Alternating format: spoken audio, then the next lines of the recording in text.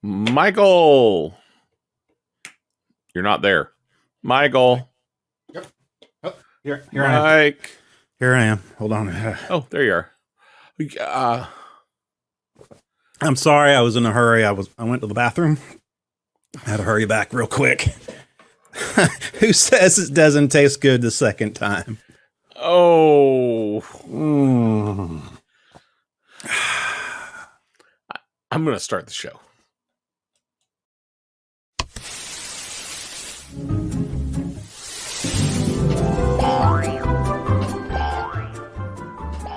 The Speaking Nerdy podcast with your host, Mr. Mike Shilley. And my good friend and compadre, Mr. Ricky Poe. That was last minute. Isn't that sad? I mean, folks out there, welcome to the show. And this is the most toilet mug. That should be like things. That should be an award that we give out. The golden toilet mug. Yeah. We should have an award show sometime. We should. I've mentioned it multiple times, but we've never done it. Really should, but we have to have people watching to be able to give it away. Or listening.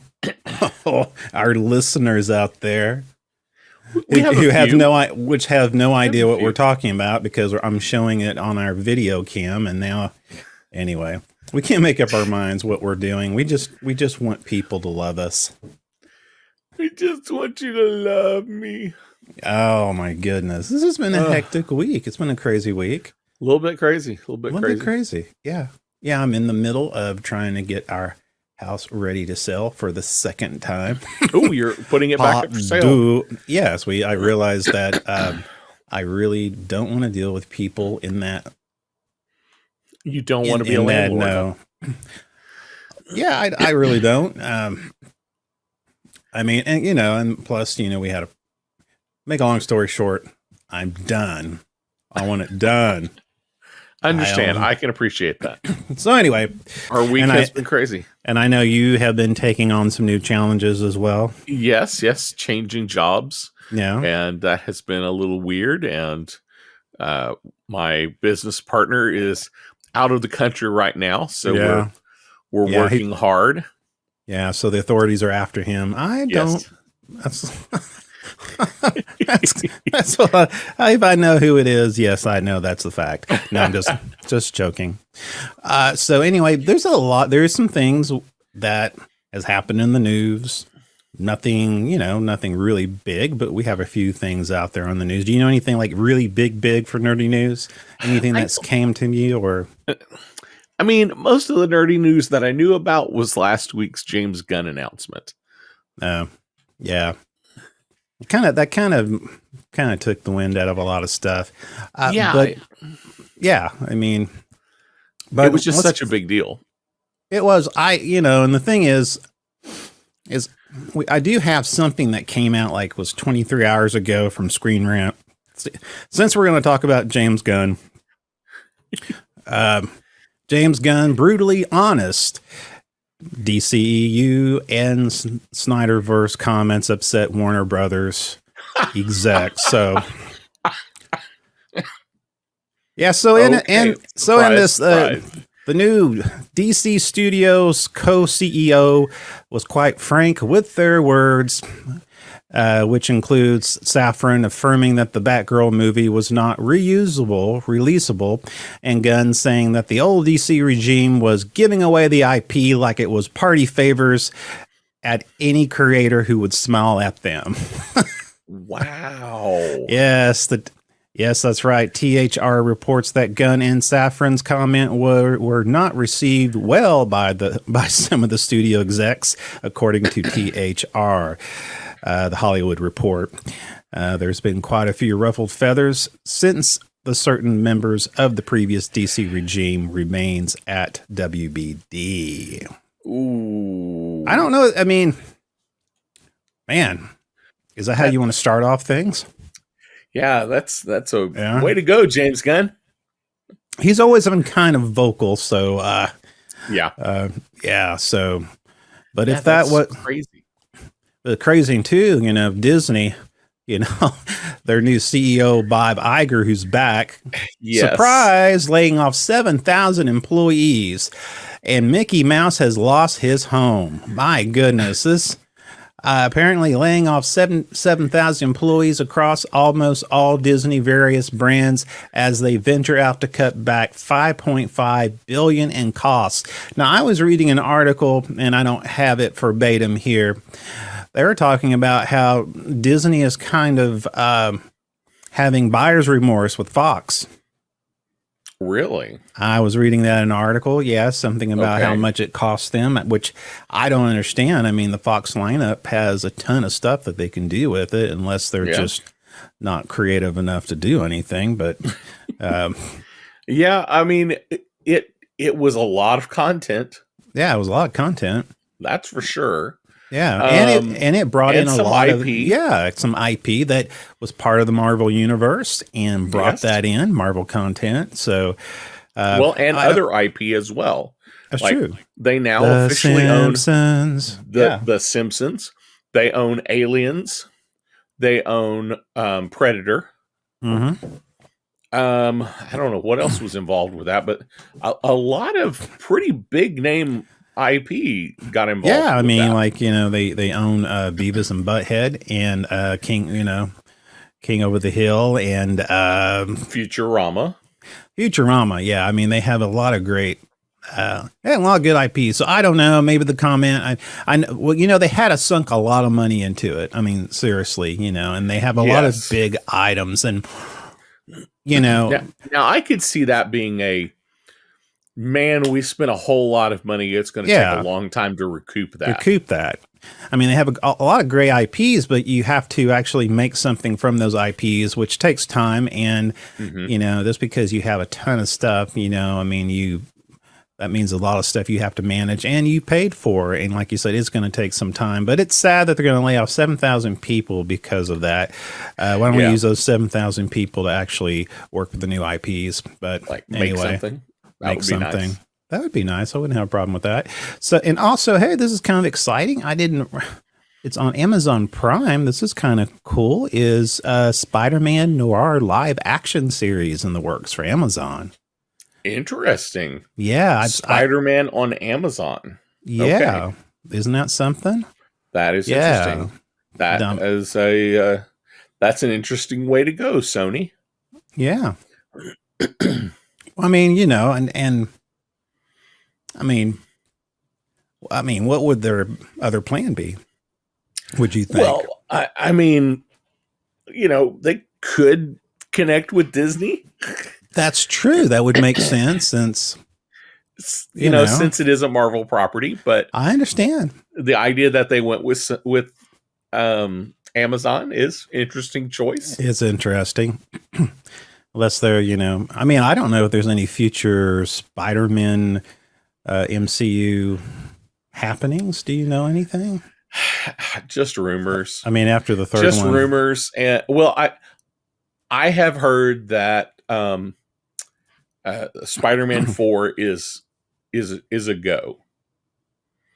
Okay. I have read that is going to happen. But I don't have any more information on it than that. Okay. Gotcha. It was super vague, but it was a pretty reliable source that I read it on. Yeah. So I think probably there will be a Spider-Man 4.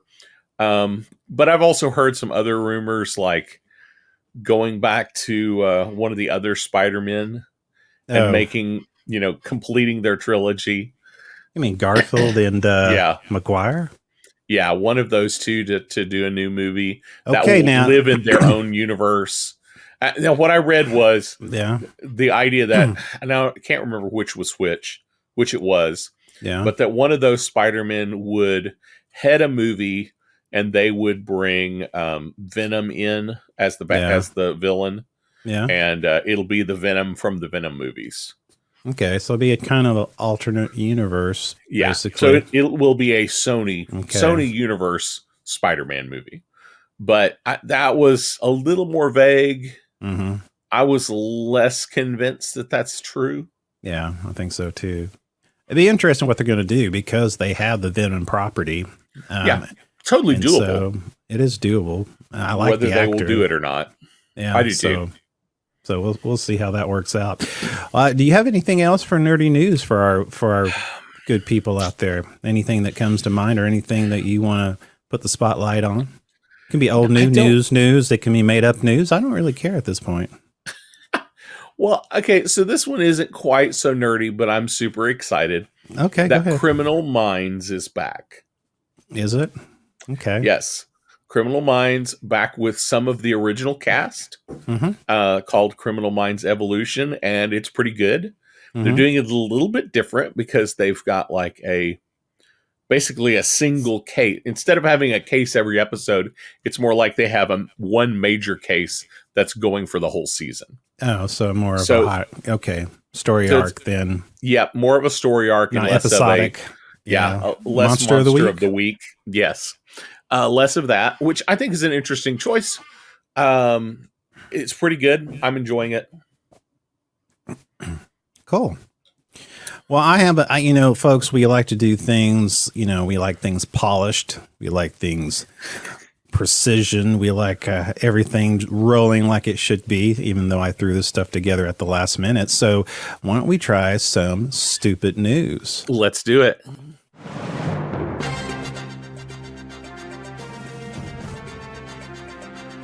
It's the Weird and Stupid News with your host, Mr. Mike Schilling.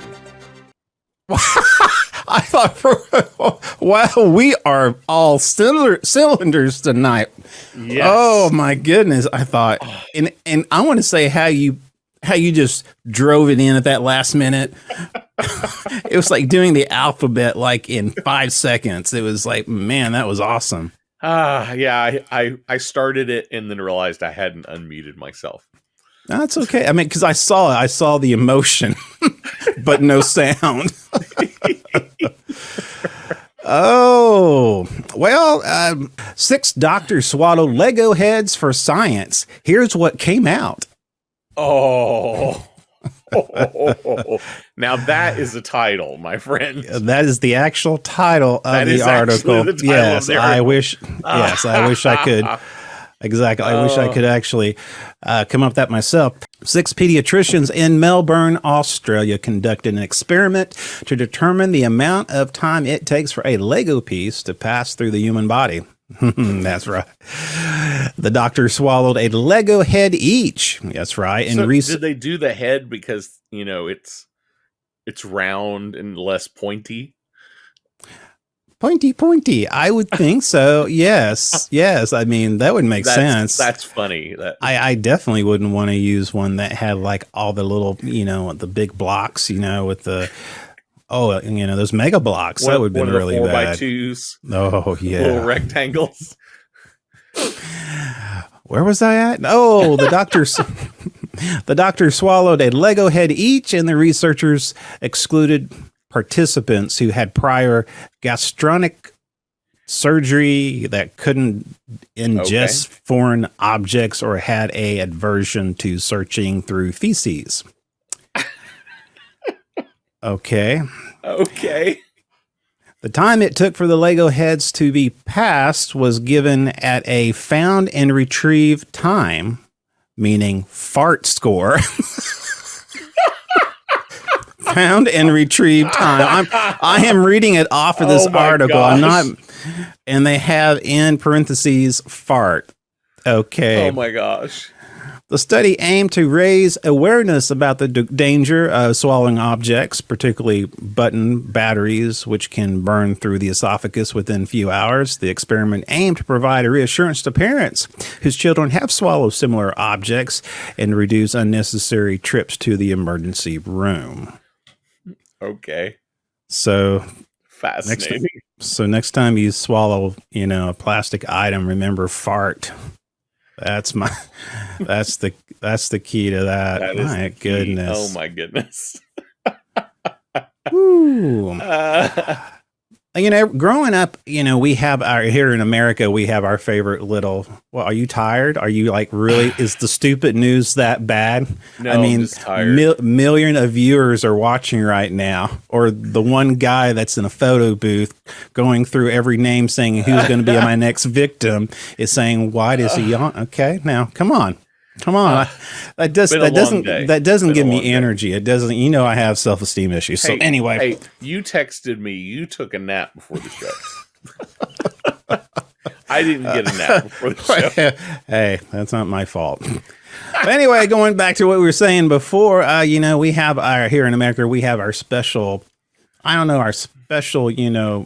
Kiddie entertainment, back in the day, we had, was Puff the Magic Dragon, yes. What's the one,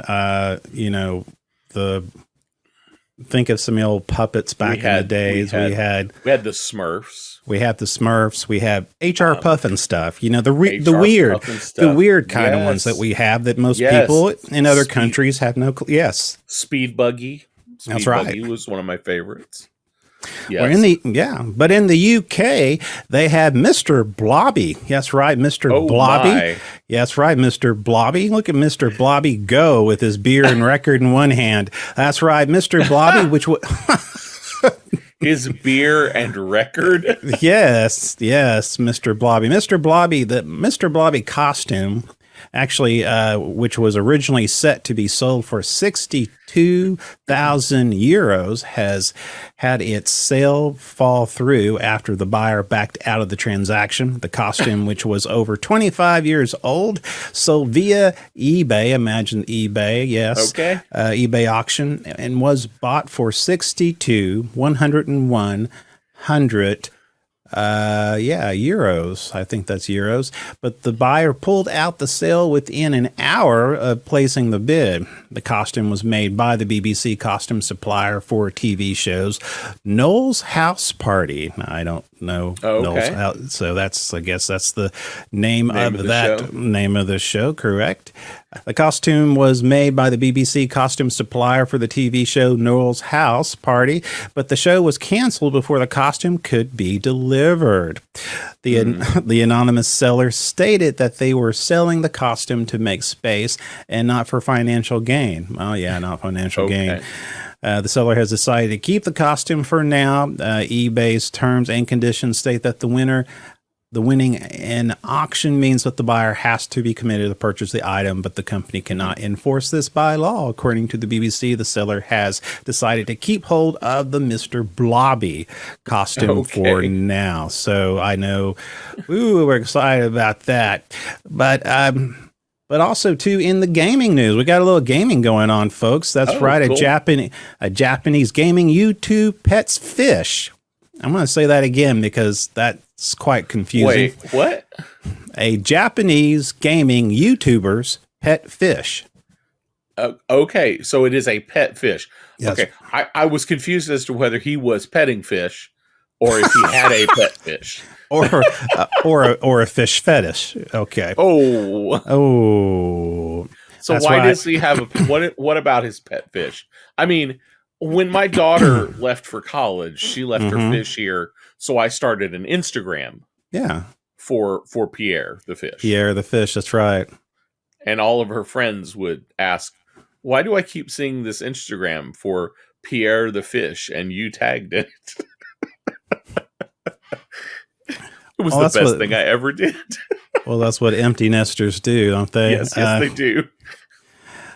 A Japanese gamer YouTuber pet fish. Okay. Whose movements are captured by a motion camera fish tank. As we were have gone on a shopping spree using the owner's financial information while playing Pokemon on its Nintendo Switch. Wait. The fish plays Pokemon Go. Yes. On the Switch. And the fish made purchases. Yes. That's right. On the YouTuber's account. Exactly. That's amazing. That is amazing. That is the funniest thing I've heard all week. It's The Michukuma channel, which has 93,000 subscribers, live stream session of the Pokemon game using the motion capture system that was allegedly connected to the Nintendo Switch. During the session, the game appeared to crash and the fish continued swimming, which seemingly allowed them to take over the game. The fish changed the account username, self-published a game on the Nintendo eShop, sent an email, launched the game brand online store, and made several purchases with the saved credit card information. The video of the fishy antics have been viewed 4,901.66 times and has received comments from viewers who watched the fish in real time. The users behind the Machukuma Marai channel requested a refund from Nintendo, but it's not clear if the request was granted. Now, the video has received a lot of attention from social media who have joked about the situation. Some has called the owner a victim of a phishing attack. While others have commented on the irony of the fish being smarter than humans. We often don't read terms of services. So anyway, the incident has raised questions about security of online purchases and potential danger of using technology in innovative ways. The YouTuber and Nintendo have not commented on the incidents, and the video has become a viral sensation with many people sharing it on social media. And that is stupid news.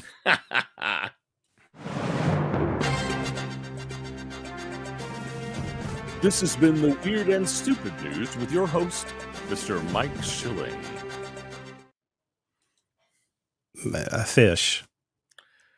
A fish bought things. That's awesome. Stuff. That's pretty awesome. I mean, it sent an email. I mean, that's pretty funny. I mean, that's pretty impressive, if you ask me. Yeah. I mean, smarter than me. I mean, I couldn't even do all of that. I mean, that's pretty something else. And I think he ended up spending, and I should have said this during the thing, I think it was like almost like $5,300 in the US. So he bought a lot of games. So, wow. Yeah. So anyway, tonight, folks, it took us a while, but we got here. We're going to talk about Wakanda Forever. Of course, you people are thinking out there, hey, hasn't that been out for a long time? Well, it came out recently on Disney Plus. We haven't seen it, and we watched it. And yes, prepare to hit that spoiler alert content.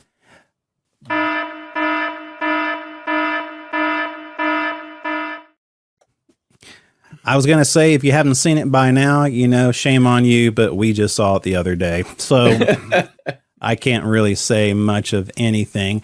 A little bit of the movie, just so you know, if you have not seen it, it's a follow-up of follows up on the people of Wakanda after the death of T'Challa, as they're only dealing with their grief and threats around themselves. Of course, now, the Chadwick Boseman, of course, passed away a couple of years back. Yes. And it was very difficult for them to know how to go forward with the sequel, because originally it was going to be him again, of course, as the Black Panther. And they had to come up with a way to honor him as well as continue the franchise. And personally, I think, and lots of changes were made along the way, because originally Wakanda Forever was supposed to be a Disney Plus show. Exactly.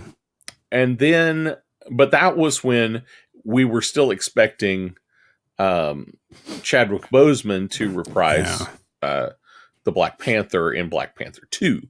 So, making this one a movie now and making it a kind of the beginning, a tribute to Chadwick Boseman, I think it was done very well. I think it was a worthy send-off, and I think they did it very well. I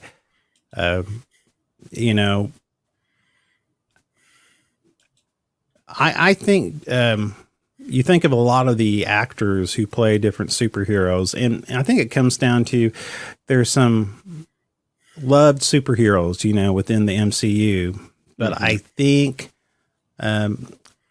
Boseman has a special place in people's heart, and I think it has to. And I think even if he was still alive, I think we could easily say that if you look at the actors, there's something sincere about the man. And, and I think now that he's gone, I think more people are reflecting on him as a human being. And throughout this movie, I mean, it was really such an emotional movie. And you can't help that these actors who are crying for, T'Challa, they're not emotionally using the loss of their fellow actor. Yes, it's absolutely. They look genuinely distraught and saddened because they're making a movie without him. Exactly. Yeah. And I love the opening Marvel logo in the beginning. Wasn't that awesome? If they hadn't done anything but that, I think that would have still been good. Yeah. It would have been a great way to honor him. That Marvel logo. Yeah.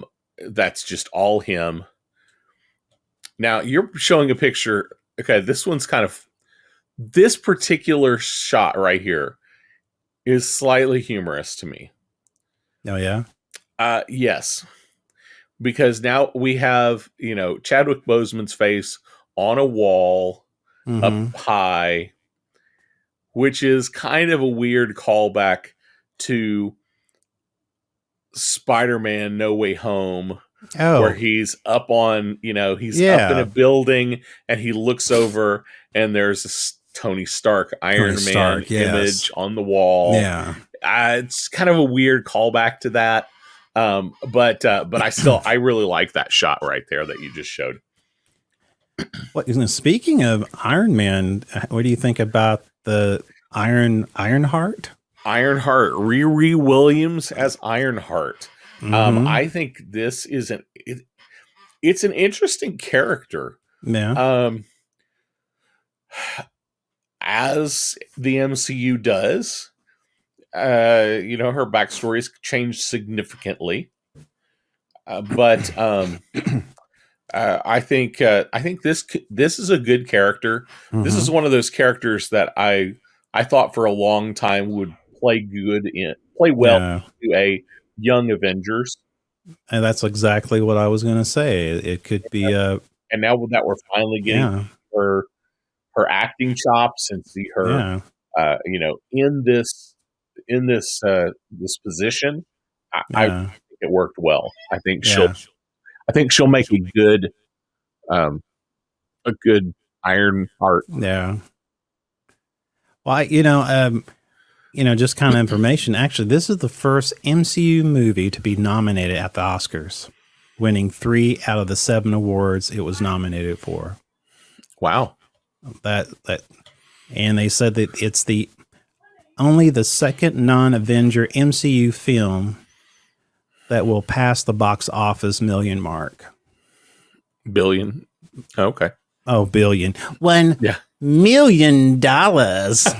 Yeah, billion. I feel like Dr. Evil. $1 million. But yeah, it's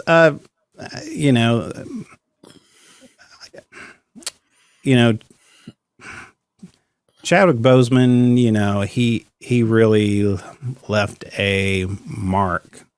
And they had a big task in front of them to make this movie. They had to figure out a way to make it honor the original, not feel super contrived. Yeah. There were a lot of hoops they had to jump through to make this movie And I really think they did a great job. I do too. Shuri becomes the lead character. Yeah. It is her struggle along the way. Yeah.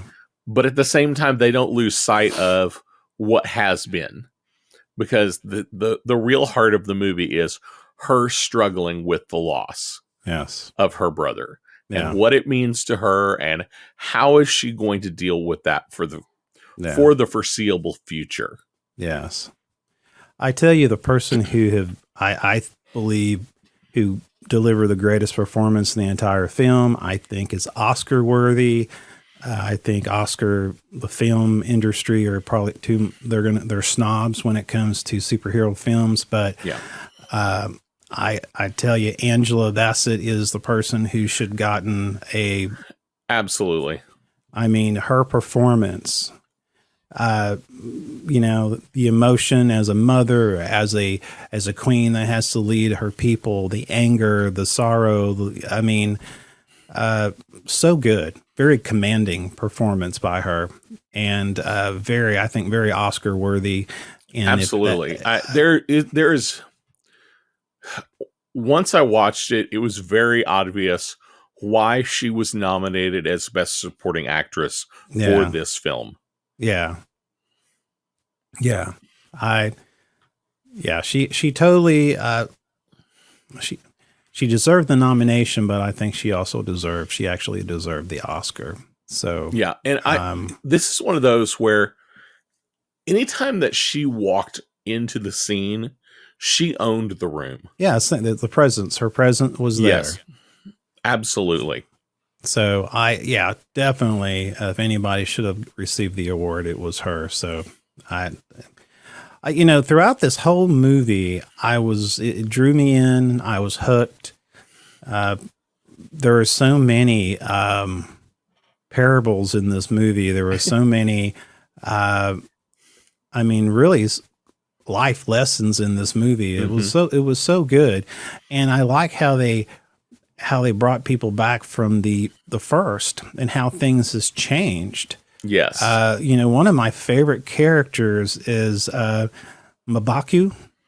Yes. And from the first one, he's very I don't want to say tribal. He's just very he's very overbearing. I deserve this.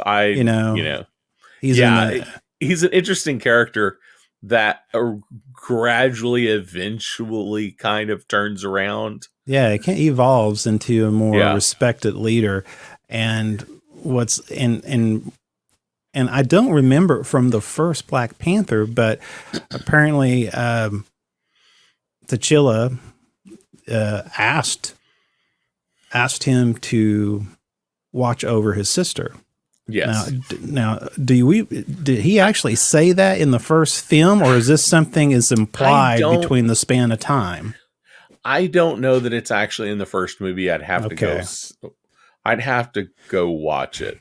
I didn't think it was, but it was just assumed, just between that time, maybe before he was going, before. My guess is that is something that happened in the in between.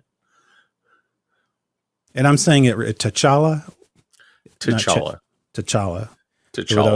What I was saying, T'Challa. That's a wow. I don't think you can edit that stuff out. Bleep.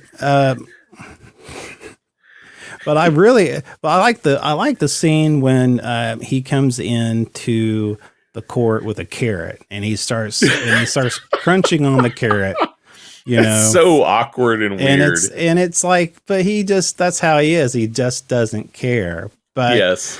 But at the same time, he's very wise, talking with, Suri and trying to appeal to her anger and her emotions, for the loss of her, the loss of her brother, and then eventually her mother, which, which a double stab, Oh, so it's really interesting. And I cannot more, it's hard for me not to overstate just how emotional this movie was.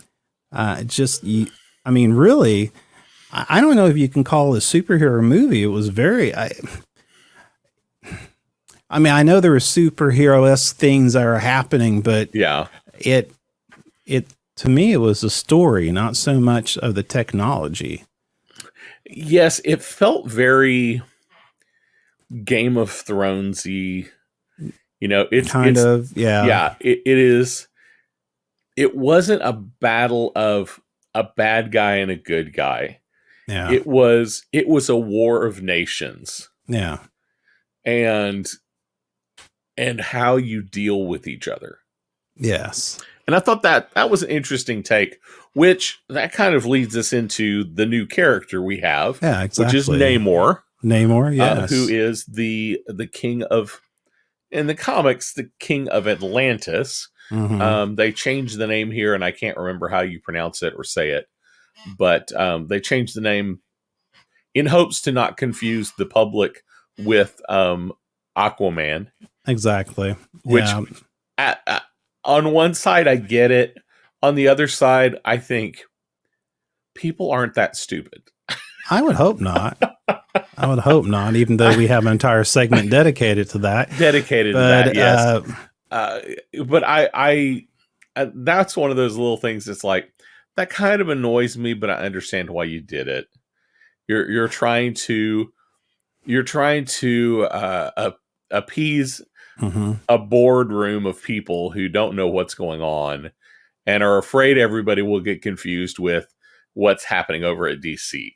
Exactly.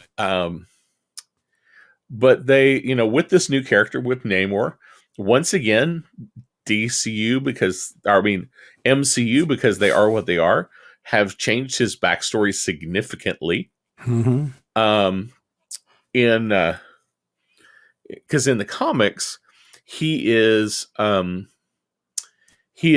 human, half Atlantean. The Atlanteans already existed, so he's half human, half Atlantean, and he's a mutant. Yeah, and that's what makes him weird and special. It was almost like he was more like a low godlike person to the Mayans, or it was this weird. They played it a little bit differently in that, he was, all of his people drank this stuff or ate this, used this herb, and now they could swim underwater. But you have you have the deadly blue man group that jumps out of the water, yes. But he's special. He's a little special because he is a mutant, and he says he's a mutant. Yeah, he makes that. Which I think it was interesting when he said it, because I was a little confused on what he meant. Yeah. Because mutants as a whole in the Marvel universe are their own special thing. Yeah. So Namor being half human and half Atlantean would be special. Yeah. But in the comics, he's not only that, he is also a mutant. Yeah. So even if he had likely had 2 Atlantean parents or 2 human parents, he still probably would have been some form of mutant and have some sort of special powers. Yeah. But, that him being a mutant sets him apart from all the rest. I think, yeah. But in this one, it's I'm a little unsure what they mean by mutant. If they mean mutant because he's not like the rest. Yeah. Or if they are referring to a mutant gene because he's the only one with wings on his ankles. Yeah. I think it's interesting how they took the story where Shuri and Namor, they quickly see a kind of a thread of how basically they're identical to what they're going through, both dealing with anger for what happened to their people or to their family, and leaders of these great nations, and dealing with these colonizers at the same time. So they're with reference a couple of times, which, speak of colonizer, my favorite scene is when the queen is in the court. You remember the scene? This is the Yes. scene where you have the United States and the French basically, ridiculing. What's the word I want to use on that? Giving a lesson, a talking to the Queen about not allowing oversight to Romania. What's the name of it? Vibranium. Yes. Vibranium, which is really the kind of the middle of the struggle for this resource. And so, yes. So that is an interesting take, that you've got these two superpowers, scolding a third for, hoarding something that could be used as a weapon of mass destruction. Yes, exactly. As opposed to sharing it with the world. And she basically just turns it back on them. She turns it around. What if you do what you do with all the other things, you would just do exactly what you've just said that we could do. Exactly. Well, in the scene, I love the scene while this is going on. There's this kind of a playback of the Wakandans, kicking the French special ops group. They're yes, handing them over their butts, and then coming into the courtroom, captured by the Wakandans. Here is these French special ops soldiers coming in, mercenaries, whatever you want to call them, and you can see the French ambassador's face. Her eyes are lit up like, oh my goodness. It's brilliant. It's very brilliant. It turns it on its head. And it shows the hypocrisy. She was showing the hypocrisy of these superpowers, giving her a lecture on how to take care of the resources, where she's showing them that they're too infantile to too infantile to be able to have such a responsibility. So absolutely. Great scene. Yeah. One of the things that kind of confused me a little bit in this film, and they're more of bit players than anything else. No. But I'm almost kind of curious why they even got left in the film. Mm-hmm. We have Martin Freeman as Everett Ross.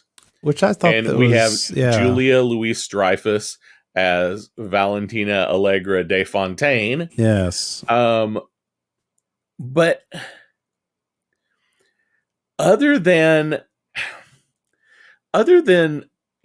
Everett Ross telling them where Riri Williams was, I never felt like any of their cutaways made any difference. Really didn't. You could have taken all of those things out, and I think it's still the movie still would have made sense, unless it's setting up for something else. Because like Julia Dreyfus, who plays this, we find out she's the new CIA director. We all know from previously, from Winter Soldier, that she is building this super soldier team. Exactly. That we don't quite know about. Yeah, that's the only reason I can think of for them to even be in the film. Yeah. Is that they are going to both be big players in Thunderbolts. Exactly. And it has basically been confirmed that she is definitely going to be part of Thunderbolts. Yes, it has. I'm curious as to whether Everett Ross's character is going to be. That's interesting too, because at the end they do save him. Yes. They do save him. So is he going to be another Coulson? Is he going to be, except, not the bright-eyed, bushy-tail Coulson that we all know and love? Yeah, I don't know where he falls in on this whole thing. That whole thing just seemed odd to me. It does seem odd, and I don't know. And it's odd that they threw him back in there. I mean, I like the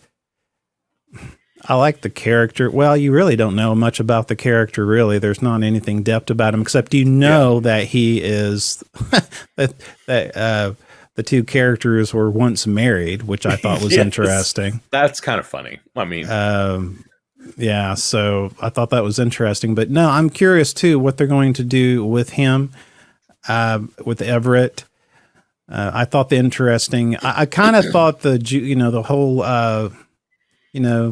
Valentina and the whole Everett, the little bit you saw throughout the film, it was quite interesting. And you kind of think that Valentine is basically playing him the whole time. Yes. Oh, absolutely. I mean, so yeah, but I don't know. But again, you could have left them out of the film, because really, to me, it didn't add anything. I think the only thing that unless it's just saying, okay, we're going to throw this in to set it up for, the Thunderbolts. Yeah, that's the only thing I can come up with. It didn't really add much to the movie. I mean, like I said, the one scene where Ross basically tells them where Riri Williams is. Yeah. That she's a kid in college. Yeah. That's the only real information that mattered. Yeah. Like him having a conversation with the Queen, it didn't matter because she never told him what was really going on. Yeah, exactly. She never told him there was this whole other, hidden world. Yeah. She never really explained why they were protecting anything. Mm-hmm. I don't know. It felt a little weird. It felt a little forced. Felt out of place. Yeah. Yeah, it felt a little out of place in the movie. I think it feels like more, to me, it feels like it should have been a bit at the end of like a post-credit scene. Yeah, that should have been like one post-credit scene with those two in it. They didn't need to be in the rest of the film. Yeah, I mean, well, and what's interesting, I think this is one of the few Marvel movies where it only had one post-credit scene. Actually, it was a mid-credit. Yeah, mid-credit scene, yeah. And it focuses on, surprise, T'Challa's son. Yes, and that is an interesting twist. Yeah, and he had to be born much earlier. Yeah, yeah, because like he's old enough. I mean, I don't know how old that kid's supposed to be, but T'Challa died like the end of the movie. Basically, T'Challa died a year before. Yeah, right. Yeah, so that kid's not like just a year old. So she didn't run away because she was pregnant. No. Like she like they had a kid somewhere along the way. Yeah, exactly. Yeah. But that's kind of an interesting twist. It was interesting. What was you think he'll come into play later on? I don't know. Honestly, I don't know. His mother's name is Nakia. It's something like that. I'm not sure how it's pronounced. Nakia. I'm going to call it Nakia. But anyway, of course, she was away for some time, and they couldn't understand why she was away. And I guess she was living in Haiti at the time. Yes. And of course, later on, we find out, of course, in the mid credits that T'Challa and her decided that it would be better off if he be raised away from royalty, and it made me believe that he was still part of his son's life somehow.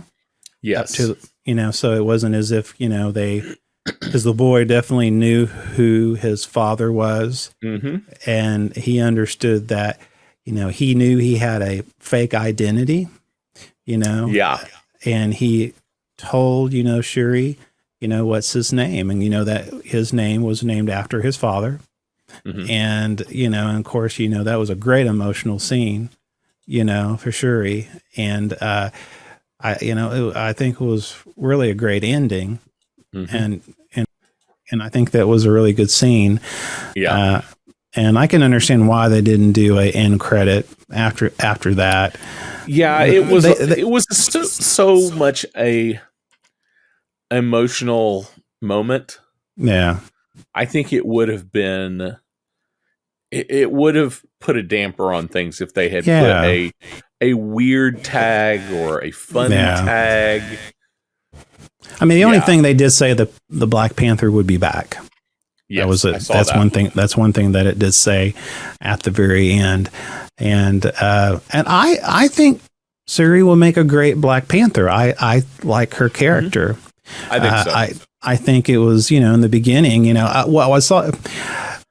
It was an interesting take that T'Challa did not die at the hands of his enemy, but to an illness. Yes, and I thought, it just kind of reflects the reality of what really happened. Yes.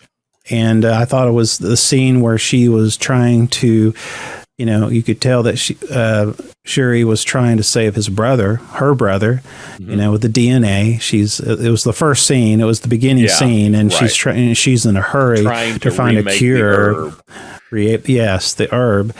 And, and she failed. I mean, she tried really hard and missed, the death of her brother being by his side trying to save. Well, and that art reflecting life thing. Yeah. She makes a comment somewhere in the film, probably near the end. Yeah. Where she says, he didn't come to me for help until he was already so sick. Yeah. Which a little bit reflects Boseman's real life, in that the vast majority of his fans never knew he had any illness until they announced he had passed away from something. Yeah. Yeah. A lot of people didn't know. Even his colleagues. And that's from some things I read. That was why he wanted it.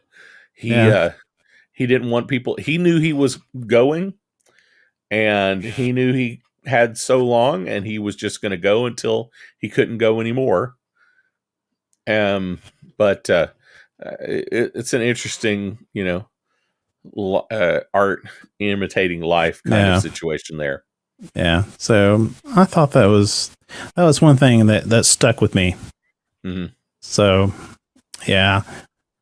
So I think this is more speculation on my part than anything else. Mm-hmm.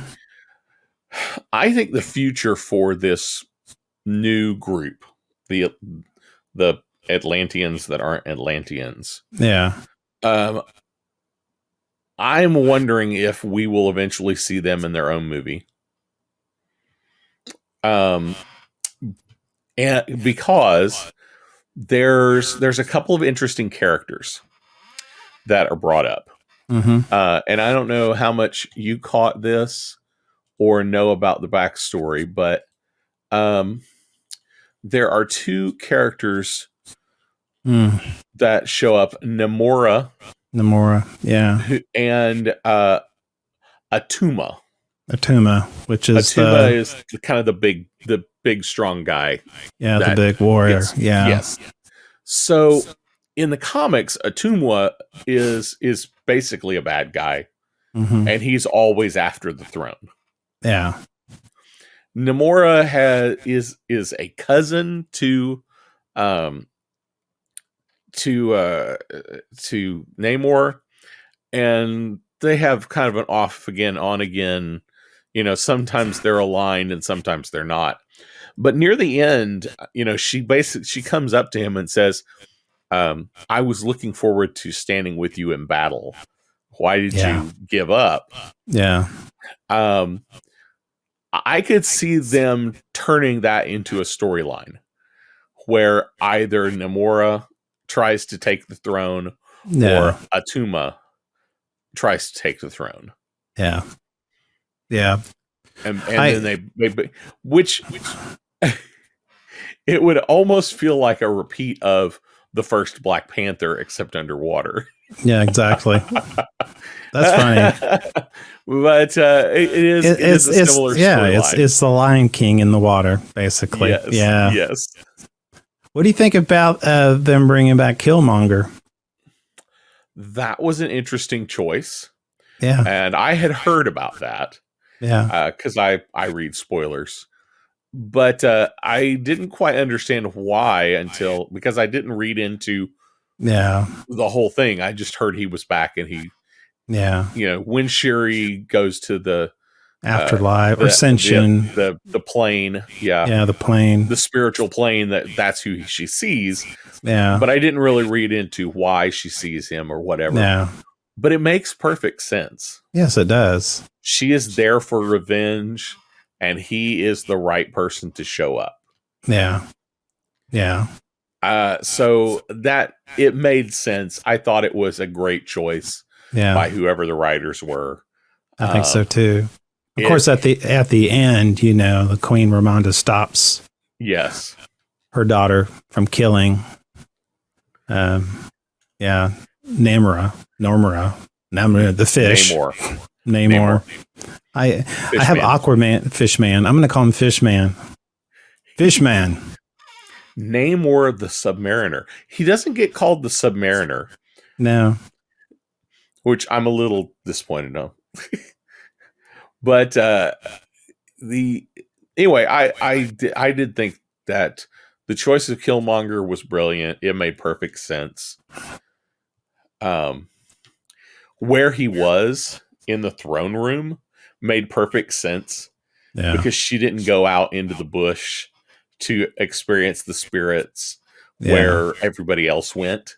Yeah. She was right there in the main building so I thought that was a brilliant choice as well. Yeah, exactly. Yeah. Yeah, I thought they really I thought they weaved it in together, and like I said, and it was almost like Namor, you couldn't really fault him to an extent of what he was trying to do. He was trying to protect his people. Mm-hmm. And you've seen and I love how they do the whole because you have you have several enemies, and there's a gray line. If there's a gray line there, you have the colonizers, which basically the superpowers who want to take over all the resources. You have Wakanda, struggling with Namor's and I forget the name of I know the city, but what is the actual name of? I mean, it's not Wakanda. It's Toka. You're talking about the new name of Atlantis? Yes. I can't recall what it's called. I just keep calling it Atlantis. Yeah, but it's not Atlantis. No. But I think one thing we didn't brought up is the Vibranium is found underneath the ocean. I mean, that's the big thing, is that, and the Wakanda's going, wait a minute, we thought we were the only ones who had the resources, and I guess apparently, hey, there's 2 meteors. At least, and that could be more. Who knows? There could be more, and that was an interesting twist. I will say not much surprised me in this film. Yeah. There were things I really liked about it, but there weren't huge surprises. No. Like Namor hating all surface people. That's a running thing. That's an Aquaman. Since, yeah. Well, that's been since the beginning Aquaman, of since Namor first showed up. Yeah. He hated all surface people, but on occasion he would work with surface people. Yeah. When the threat was going to affect more than, if the threat was going to affect his people too, he would join in and help. But for the most part, he hated all the surface dwellers. But there wasn't a whole lot that I think surprised me about the story. It was almost a refreshing, I kind of know where this is going to go. Yeah. And then it went down. I think the ending, I don't know if it was much a surprise, where M'Baku kind of crashes the coronation ceremony, and it was first. I was confused by that. I was, and Shuri was. I was too, and it was Shuri's coronation, and he shows up, and of course everyone looks at him. They were kind of astonished, but then also people were kind of smiling as if they were pleased by it. And it was almost, you look at it where he makes the comment, he says, "I'm here to challenge for the throne." Yeah. And you go, okay, wait a minute, are you taking advantage of the situation? But but it's almost as he's kind of been a counselor to Shuri. You know, here she is going to Haiti, trying to figure out what she wants to do. And of course, he steps in almost like intentionally to be a placemaker. Yeah, that's my hope. It was weird because you had to think about it afterwards, because at the moment it seemed a little bit forced, and that's the thing, because it happened so quickly, and he lands and says, the Black Panther is indisposed, us, and I'm here to challenge. It was almost one of those, I have to go do this because that's what everybody expects me to do. Everybody expects me to come and challenge for the throne. So I'm going to go ahead and I'm going to show up and I'm going to challenge for the throne, whether I really want it or not. Yeah, exactly. So I don't know, is that supposed to be a tease for the next movie? Because we don't get a resolution at all.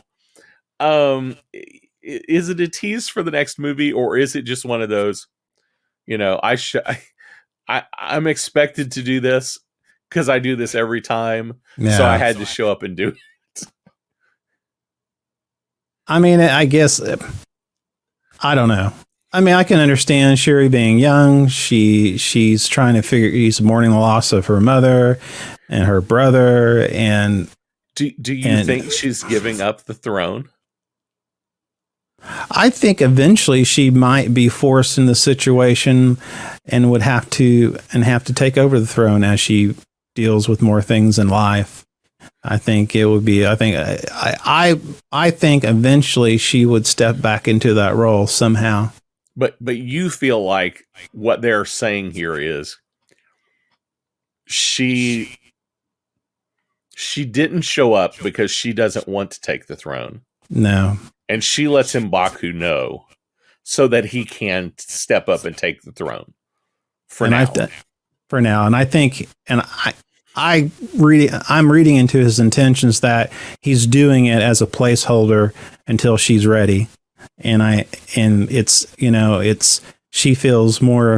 feels safe with him in that position because he'll do what's right.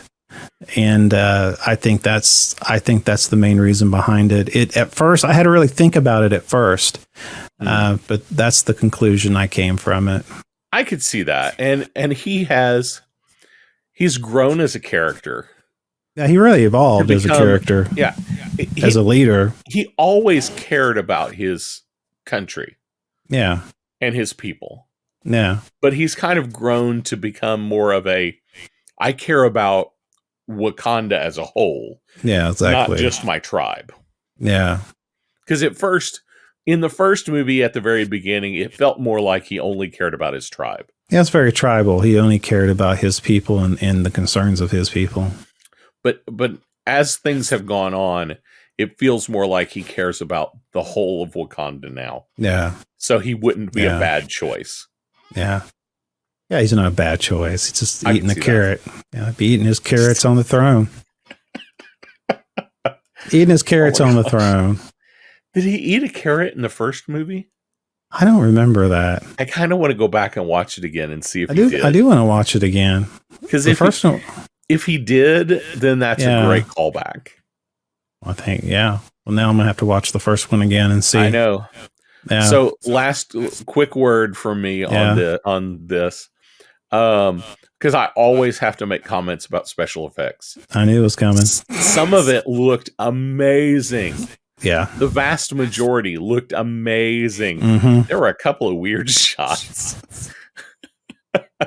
There were a couple of things I saw and I was just like, yeah, they didn't spend too much time on that shot. Which one? Explain to me which one. Well, okay, so the shot where the casket goes floating up into the ship at the very beginning. Yeah, that okay. It looked a little weird. And then there was another shot, and I can't remember the specifics, but it was definitely somebody flying through the air or the water. and it just looked. They looked slightly out of body. It didn't look. It looked like, well, this is a really quick cut, so we're not going to spend a lot of time on this. Yeah, but it showed. I can't remember where it was. Yeah. Well, I think the scene that you just mentioned about the ship basically beaming up the casket, it seemed out of place to me. Yeah. It just kind of seemed out of place. It was kind of a, I don't know. The only other thing that I thought was a little odd, there was a lot of slow motion in this movie. Yeah. And I don't think it needed it. The last odd thing, I don't know if odd is the right word, but there are 2 or 3 scenes throughout the movie. One's near the end where there's basically no sound and no music. And it's slightly unsettling. There's one there's one at the very beginning. And then there's one near the end. And there's one somewhere in the middle. But it's just this odd, all of a sudden everything stops. There's maybe somebody talks, but there's no background noise. There's no sound. There's no music. It's slightly unsettling when it happens. And every time it happened, I thought that something had gone wrong and my speaker had stopped working. Oh, gotcha. Is one of the scenes where she meets her nephew and there's a moment where it's just on her and she's just kind of reflecting? I think so. I think that is one. I'd have, like I said, I had to go back and look at it to make sure. I don't remember the first one or the middle, but that one specifically, for some reason, I think that was the movie starts that way. Yeah. Well, yeah, I mean, with the logo. It's not the very beginning, but was it the logo? Had that's music. Yeah. That was it. Yeah. Yes, that's the one. That's what I'm thinking of. Yeah, when the logos are floating, there's no music, there's no sound. It's just really weird. Yeah. Yeah. I mean, I thought it was appropriate, but yeah. I did too. I thought it worked really well there. But then when they used it a couple of more times, it was odd to me. Yeah. Yeah, I can see that. Odd choice. Speaking of odd choices, you want to see us. Speaking a segue, we are, of course, on any of your favorite platforms for your podcasting pleasure. We release every Tuesday. We also have our YouTube channel, Speaking Nerdy YouTube. Basically, everything we have is on speakingnerdy.com. You can check out, listen our audio podcast, or you can watch our YouTube video. Just want to throw that out there. And there we go. And I can't think of anything else, honestly. I know I'm looking forward to The Mandalorian. Should be coming out pretty soon in March, beginning of March. So we'll see what we'll do with that. We'll see how we can mess that one up. And sounds good. So I have nothing else, sir. Do you have anything? I'm good, man. Okay. Thank you for watching, and we hope we see you again.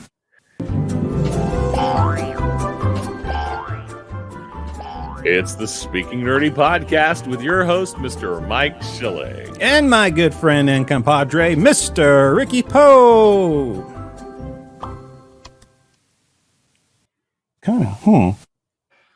Kind of nutty. Quit drinking out of the golden toilet. It's such so unnerving. Kind of a corny, nutty taste to it.